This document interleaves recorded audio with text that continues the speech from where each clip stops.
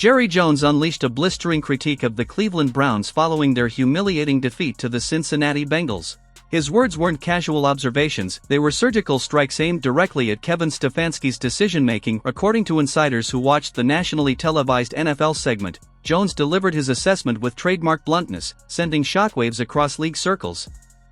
This wasn't polite commentary, it was a public execution of Stefanski's coaching philosophy in front of millions of viewers. 17 minutes into the broadcast, the statement that lit the firestorm arrived.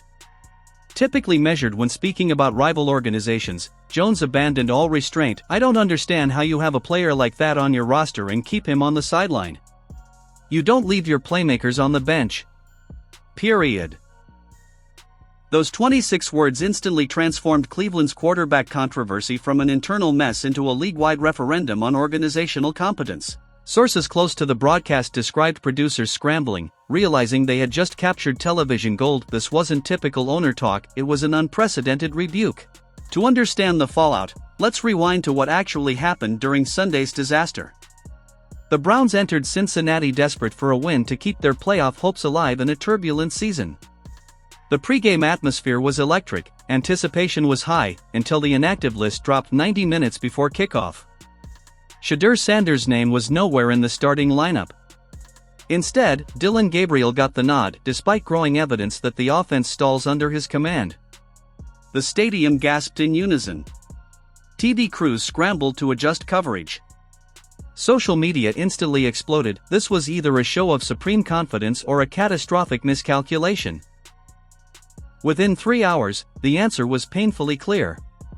Cincinnati dismantled Cleveland with precision, systematic, methodical, merciless. The 31-13 final score barely reflected the domination that took place. Gabriel's performance embodied offensive futility: 17 completions on 34 attempts, 167 yards, 0 touchdowns, 2 interceptions, and 3 fumbles. But the stats only scratched the surface. The film told the true story: missed reads, hesitant progressions, pocket presence evaporating under minimal pressure. Receivers ran clean routes only for the ball to sail incomplete. The offensive line provided protection, but Gabriel couldn't capitalize. The defense held its ground for a while, but eventually fatigue crushed their effort.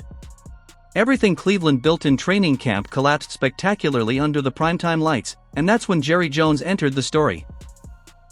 Sources close to the Cowboys revealed Jones personally watched the Browns-Bengals matchup, expecting a tough divisional fight, only to witness organizational malpractice unfold on national television.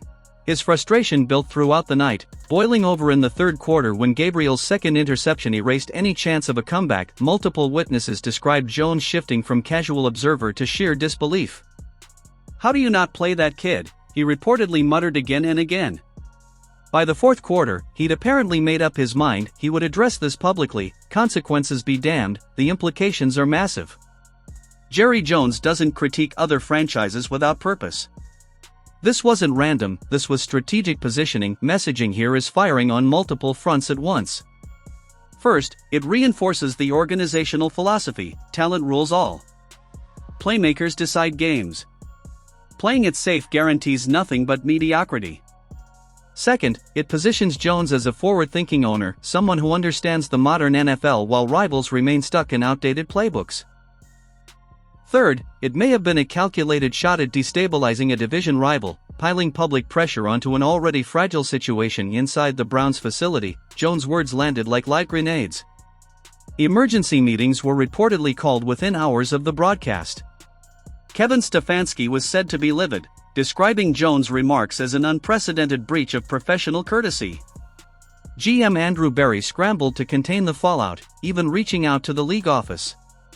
Meanwhile, owner Jimmy Haslam found himself torn, defending his staff in public, but privately questioning their decisions. Whatever unity the Browns had managed to preserve this season dissolved overnight. The finger-pointing began. Accountability vanished.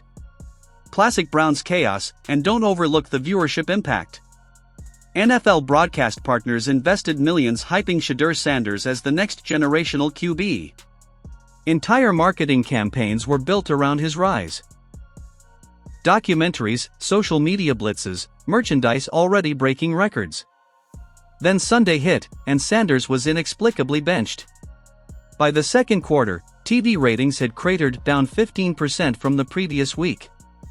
Advertising partners raised alarms. League executives launched emergency reviews. What started as one controversial coaching decision is now spiraling into questions about the NFL's product quality, competitive integrity, and marketing credibility. As one insider summed it up perfectly, the league spent all offseason selling Sanders, and then they didn't even let him play. Fans tuned in expecting to see him play, and he didn't. The fallout was immediate. Sources reveal that internal league discussions are underway regarding potential interventions. While team autonomy remains sacrosanct, ensuring product quality is paramount. When marquee players vanish during primetime broadcasts, everyone loses: teams, networks, sponsors, and fans. The precedent this sets is dangerous.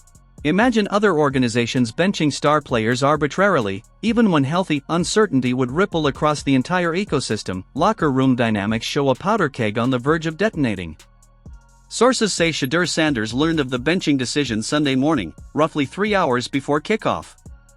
Publicly, his reaction was measured; privately, it was volcanic. Teammates reportedly witnessed an animated discussion with position coaches and defensive players stepping in to prevent escalation. The mutual respect Sanders has cultivated all season provided a buffer, but repeated disappointments threatened to drain it fast. Veterans allegedly approached Coach Stefanski individually, expressing confusion, frustration, and concern. Nobody understood the rationale, yet everyone recognized the stakes. Social media erupted within minutes of the inactive list release.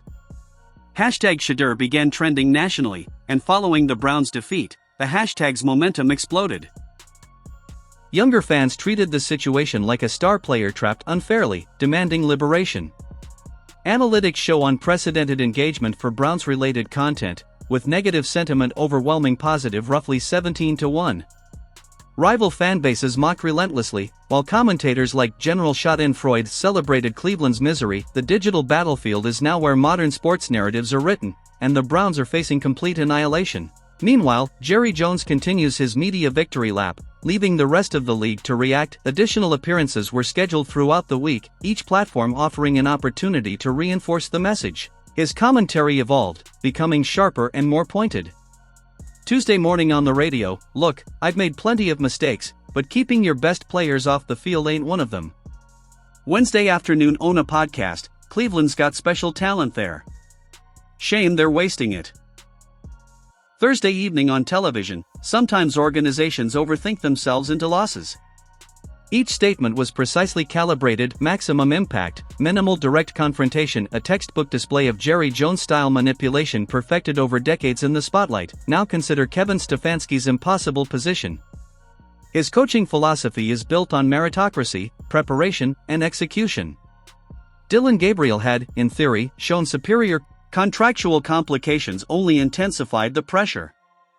Stefanski's extension, signed last spring, included performance benchmarks, playoff appearances, division competitiveness, quarterback development metrics, all currently failing.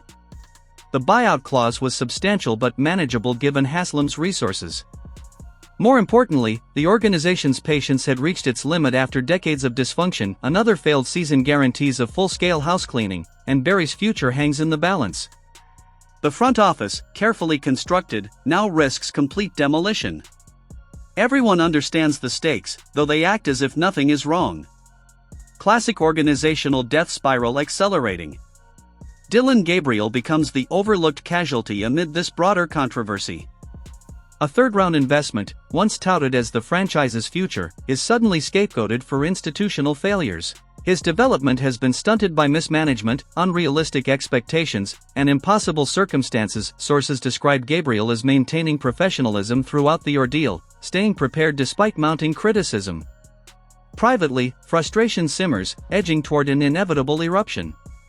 His representatives are exploring options, knowing his current situation is unsustainable, with trade value diminishing weekly and career trajectory compromised. Another quarterback falls victim to Cleveland's dysfunction, a relentless pattern. Shedeur Sanders occupies a fascinating position in all of this. Publicly supportive, he handles adversity professionally; privately, he seethes over the treatment of his teammates. His social media presence is notably restrained, allowing the controversy to unfold organically without his direct involvement. There's strategic brilliance in maintaining the high road while others implode publicly. Every Jerry Jones quote increases his leverage. Every fan protest strengthens his position. Every loss without him reinforces his importance. Gabriel, a conventional pocket passer, embodies the established developmental patterns. The symbolism is unmistakable, even if no one explicitly acknowledges it. Social media chatter increasingly reflects these undertones, while national commentators cautiously navigate the implications. The Browns organization, aware of public perception, scrambles to avoid direct acknowledgement. In contrast, Jerry Jones addressed the matter head-on during his Thursday appearance. Talent is talent. Period. Everything else is noise. Diplomatic yet sharp, it was classic Jones positioning. Meanwhile, Cincinnati privately celebrated the unexpected advantage. Facing Sanders would have demanded complex defensive schemes, exotic pressures, spy responsibilities, but Gabriel posed a conventional challenge, easily contained with basic defensive concepts. Zach Taylor's postgame remarks skirted Brown's dysfunction while subtly hinting at the easier preparation. "We prepared for everybody on their roster," he said with a sly smirk. The subtext was clear: Cleveland's self-inflicted errors simplified Cincinnati's victory. Division rivals watched closely, recognizing that exploiting the Browns' organizational chaos could yield a competitive edge. The national media went into overdrive, dissecting every angle. Former players offered insider perspectives despite limited current context. Talk shows devoted entire segments debating Stefanski's future. Podcasters analyzed press conference body language. The content ecosystem thrived on it. Brown's dysfunction supplied endless material. Stephen A. Smith's memorable Monday rant labeled the team an embarrassment to professional football, while Skip Bayless credited Jerry Jones for saying what others wouldn't. The theatrics entertained, yet obscured the deeper institutional failures demanding scrutiny. Behind the scenes, the NFL league office monitored closely, with Commissioner Goodell reportedly engaging in informal talks with Haslam over concerns about product quality, competitive integrity, and marketing repercussions. The message is subtle, yet unmistakable: dysfunction is spreading, and resolution is urgent. Other owners watch nervously, aware of the precedent. If the league intervenes in personnel decisions, autonomy disappears. Yet if marquee talent is artificially held back, the product suffers. Scenario 3, total organizational reset. Everyone gone, rebuild begins anew. Probabilities shift daily, influenced by public pressure, internal politics, and on-field results. The smart money says this unsustainable situation will explode before the season ends. Psychological warfare escalates. Jerry Jones weighs in with commentary throughout the week. Social media campaigns organize stadium protests. Former Browns legends pick sides. Current players calculate their positioning. Agents maneuver behind the scenes. Media members cultivate sources. Blood and water swirl around the organization. The Browns scramble to control damage while credibility drains by the hour. Official statements ring hollow, press conferences feel like interrogations. A siege mentality takes hold. No positive outcome remains, only damage control. The organization has been painted into a corner through decades of systematic mismanagement, now facing the consequences of long-term dysfunction. Jerry Jones knows this all too well. His words weren't idle commentary, they were a deliberate dismantling of a rival organization. The Browns handed him the opening through their own incompetence, and Jones exploited it ruthlessly. His Thursday appearance crystallized the truth: when you have difference makers, you play them. When you don't, you lose. Cleveland is learning that lesson the hard way. The organizational foundation is crumbling while rivals circle. One analyst perfectly captured the moment. When Jerry Jones is roasting you on national TV, you know your house is on fire. The Browns sought attention this season, and they've certainly got it, but becoming a cautionary tale was never part of the plan. Shedeur Sanders sits while Dillon Gabriel falters. Jones watches like a Roman emperor observing gladiators. Fans demand change through every channel, media feasts eagerly, division rivals celebrate unexpected gifts, and league officials mull interventions. A complete organizational catastrophe is unfolding in real time. The resolution remains uncertain, but the trajectory is unmistakable. Someone will have to take responsibility. Change is inevitable. The current state, unsustainable professionally, competitively, and financially, cannot continue. Cleveland's long-suffering fans deserve more than endless dysfunction. The players deserve clear, decisive leadership. The organization demands a fundamental overhaul. Whether ownership has the courage to make the tough decisions is anyone's guess. History suggests probably not. And so the cycle persists. The Browns remain the Browns.